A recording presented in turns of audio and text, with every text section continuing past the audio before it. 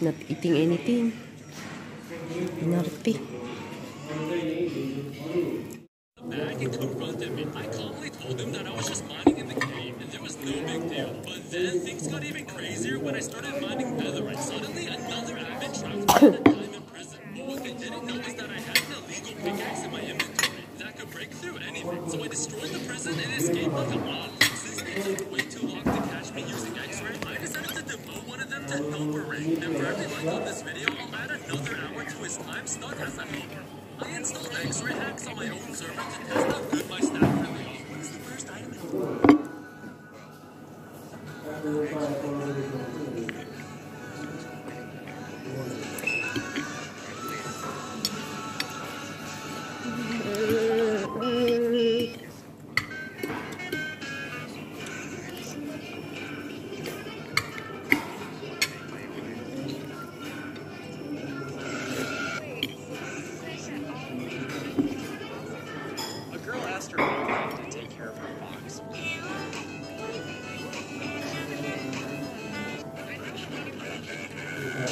Kain tayo lunch. Fish curry na buto-buto. Ang sarap niya. Lemon juice. Fried rice. Saute veg. Ayan o. Dami kong nakain. Ito from the morning pa ito. Kain tayo guys. Kahit buto-buto lang yung curry, masarap. Kasi yung mga meat niya sa buto, masarap. Nakabos niya yung plain rice eh. Fried rice ang in-order ni Sanel. Hindi masarap. Masarap to sa plain rice.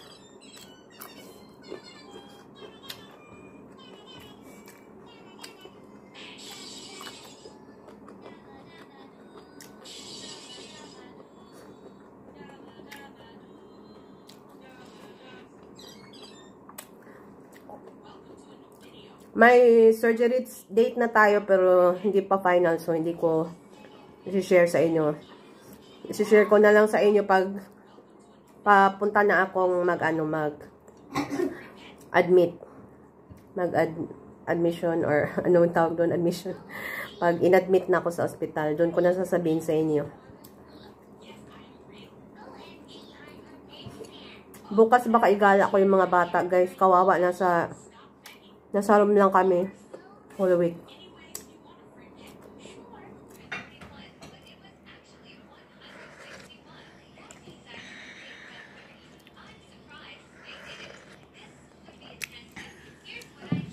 Lemon juice, guys. Gusto ko umuwi ng Lamjung. Hindi makauwi kasi yun nga, nagkasakit kami ng mga bata. So, siguro sa school year end na. Makakauwi. Summer. Hoping. Ay, yan yung French fries ni Sundar. Tsaka grilled fish niya. Thank you, bye.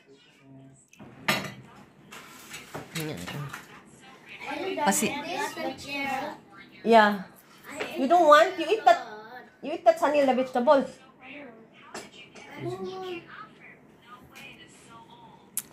Puro buto kasi yung curry, guys. Pero masarap siya na buto. Your daddy can eat this one later. You eat also.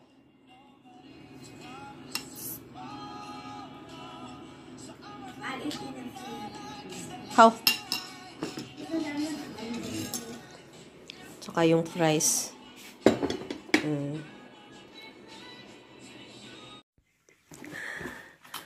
Hi guys. Good afternoon. Alas 4 dito sa Kasara. Dapat lang ako guys. Tapos naglaba ng bag ng mga bata. Ayun. May nag-comment na hindi ako nag-cover ng nung umuubo ako. Pasensya na. Kasi bad habit. Siguro kasi iniisip ko lang ibang tao. Kami lang ng mga bata. So, yun nga, bad habit. So, pasensya na. Pero pag nasa ibang bahay or may ibang tao, syempre ano naman, parang automatic na nagko-cover tayo kasi conscious tayo. Pero, pag ano lang, dito lang, sariling space, mga anak ang kasama, siguro. Kaya din kami na ano lahat na takdan in Bisaya. Lahat kami nahawaan kasi nga isang kwarto, 4 kaming tumatahol. Tapos naka-close yung kwarto dahil sa heater. So hawaan talaga lahat. So pakita ko sa inyo yung garden dito. Ayan guys, nilabhan ko kanina konti. Yung ayaw kong ma-fade yung kulay, yun, nilalabhan ko hand wash. Dito ako mag-ano ng mga bag ng mga bata. Malinis na yung mga bag. At least nakuha yung apoy. Dito kahapon, kumuha ko ng isang papaya. Tapos, binigay ko sa cook yung nagluto ng tinola. Marami silang sag guys, oh. Ayan, oh. Sag.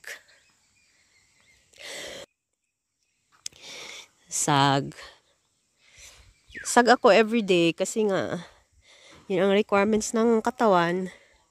Kahit medyo mapait siya. Ito radish. Ano yung radish sa guys? Sa labanos. Ito parsley. Yan, oh, parsley. Dami, oh. Parsley is life. Ay, hindi. Coriander pala, sorry. Coriander, oh. Dami. Coriander. Ito.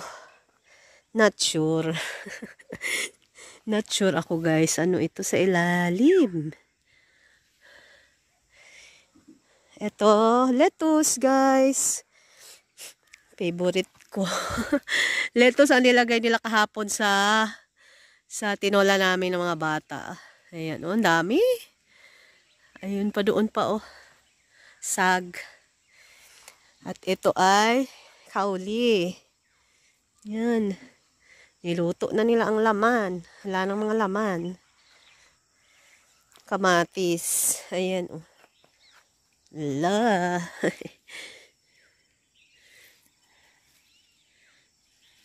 Galing nila. Mga staff lang lahat to guys nagtanim.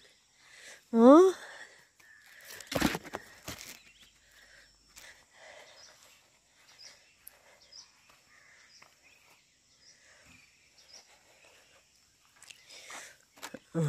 Dami nilang cabbage. My favorite cabbage. Ang ganda guys, oh. Oh.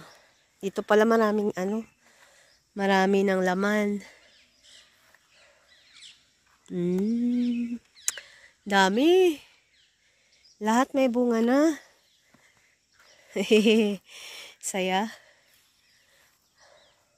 Cabbage. Dami.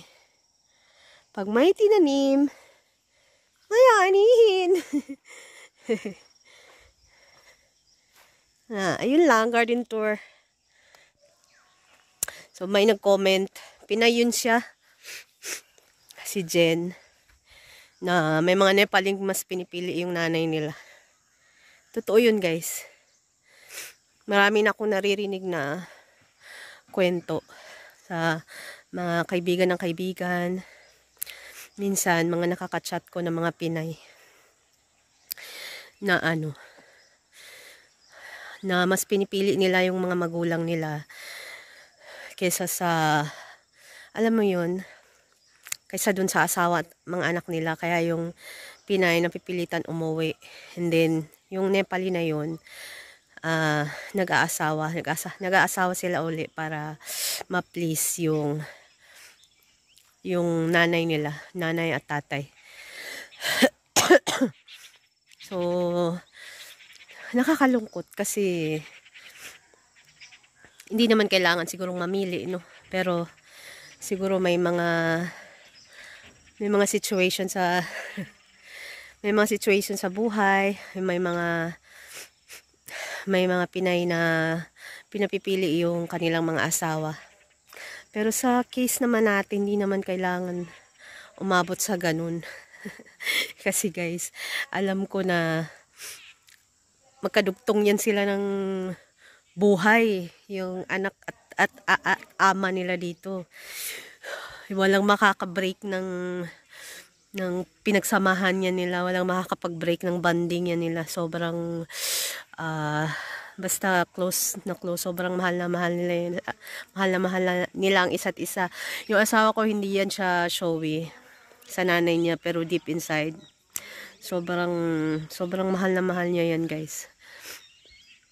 Pero lagi kong nire-remind siya na know your priority. Alam ko na yung responsibilidad mo sa nanay mo yan, nandyan na yan, pero isipin mo kami ng mga anak mo, future ng mga anak mo. Hindi naman siguro tayo aabot sa gano'n na papipiliin natin yung asawa natin. Wala namang gano'n. Siguro kung aabot sa gano'n, guys, ako na mismo ang mag-walk away. No need nang pumili. No need nang pumili ni Santos. But so far naman, balance naman siya sa amin ng mga bata, sa nanay niya, sa kapatid niyang lalaki, sa nanay at tatay niya. Kasi guys, kung hindi balance ang kanyang time at love in between sa amin ng in-laws ko, wala kami dito, guys, sa Kasara. Siguro doon pa rin kami sa village. Hindi siya papayag na dito kami. Tsaka siguro wala kami dito ngayon ng mga bata. Nasa Pinas kami. Kasi mag-i-insist akong umuwi. Kasi hindi ko talaga makakayanan doon sa village pa na tumagal. So, ayun, guys. yun yung mga nagiging case. Kasi yung mga Pinay, sila may self-preservation ba? Hindi self-preservation. Yung parang mas pipiliin nila yung sarili nila. Yung, alam mo yun, alam kong may future pa ako, alam kong may mararating pa ako, bakit ako stuck dito? So, parang ganun. So, nauuwi sa uwian sa Pinas, then syempre, pagdating sa Pinas, kailangan mong kumilos, kailangan mong maging independent. So, kailangan ganun ang mga Pinay na uuwi. Pwera lang kung full support pa rin yung asawa, which is meron namang ganun na full support pa rin yung mga asawa nila kahit umuwi na sila ng Nepal. So, sana hindi tayo umabot sa ganun kasi mahirap nang mag-restart na naman. So, dito muna ako, supportan ko lang yung asawa ko as much as possible, guys. Ako chup meaning no comment ako, hindi ko pinupush yung asawa ko, hindi ako nagko-comment about sa mga kung ano-anong bagay. Pero kasi nga okay naman na kami dito ng mga bata, so parang ayoko na siyang bigyan ng tension. Pero yung kahit anong gusto kong i-support siya sa yung business niya ngayon, hindi ko magagawa kasi ang nababasa ko sa kanya, gusto niyang doon kami tumira, doon sa restaurant na yun. Ayoko. Hindi ko sa may gut feeling, hindi pwede, ayoko doon. Kasi andun yung brother-in-law ko. At guys, nakasama ko na yung brother-in-law ko during pandemic. Nakakasama ka siya nakasama ko siya ng matagal. Kaya alam ko ang ugali ng aking brother-in-law. Sinabi ko na yan sa asawa ko. Ayoko sa makasama sa isang bubong. Okay lang occasionally. Pero Diyos ko Lord, opposite sila ng asawa ko sa ugali.